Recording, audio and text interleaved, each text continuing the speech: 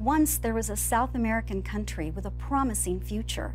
It had a functioning democracy, a rapidly developing economy, and a growing middle class. All the important indicators, including education, healthcare, and foreign investment, were pointed in the right direction.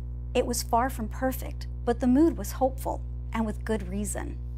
But now all that promise is gone. The country is a failed state, a hollowed-out shell of its former self. Services like power and water are sporadic. The most basic consumer goods, from bread to toilet paper, are in chronically short supply. Crime has skyrocketed. Freedom of the press is almost non-existent. Democracy has been replaced by a virtual dictatorship. The country is, I'm sorry to say, my beloved Venezuela, a place in which my family has deep roots. I can tell you what happened to it in one word: socialism. In 1999, then candidate for president, Hugo Chavez, promised to lead the people of Venezuela to a socialist paradise. His theme was Esperanza y Cambio, hope and change.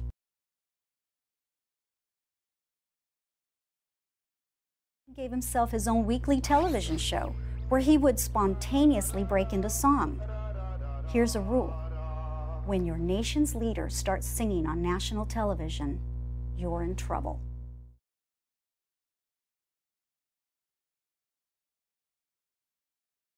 Your nation's leader starts singing on national television, you're in trouble. Trouble. Trouble. Under Chavez, the government of Venezuela took over industry after industry. The government, he assured everyone, would run these businesses better than private enterprise, and the profits would be shared by the people. With great fanfare, he tore up contracts with multinational oil and gas companies and demanded that they pay much higher royalties. When they refused, he told them to leave. They did. His image was burnished by Hollywood celebrities who flocked to see the great work he was doing, taking money from the rich and giving it to the poor.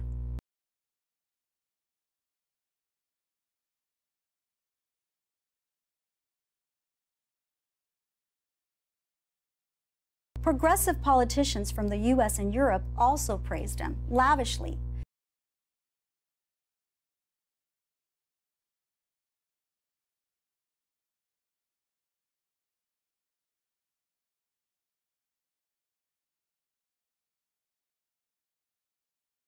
The leader sings on national television and is praised by Hollywood celebrities. You're doomed. Socialism always works in the beginning, so people are fooled. In the beginning. It's easy for governments to confiscate money, but eventually there's no more money to confiscate. In the case of Venezuela, I mean that literally. People who could get money out of the country did. Many left the country altogether. Nearly 2 million, according to Venezuelan sociologist Tomás Paez. The wealth creators continue to create wealth, but they created it somewhere else, Miami or Madrid, and other places around the world. When Chavez first ran for president in 1999, he said he would leave in 2 years if people weren't happy with him. But, like Castro, Chavez never had any intention of giving up power. He died in office in 2013, replaced by his vice president, Nicolás Maduro. Maduro is Chavez without the charisma or the voice.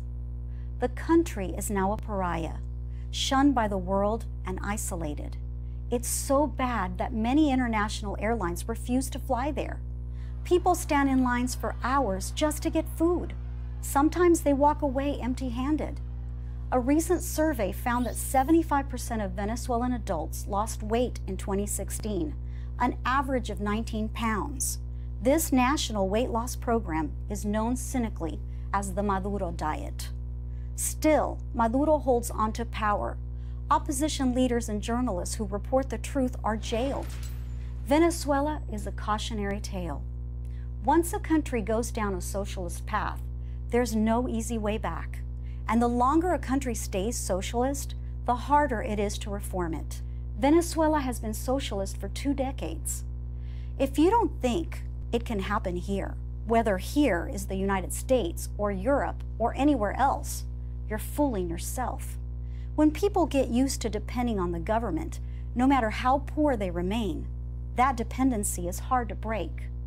That's why you should never buy the socialist lie.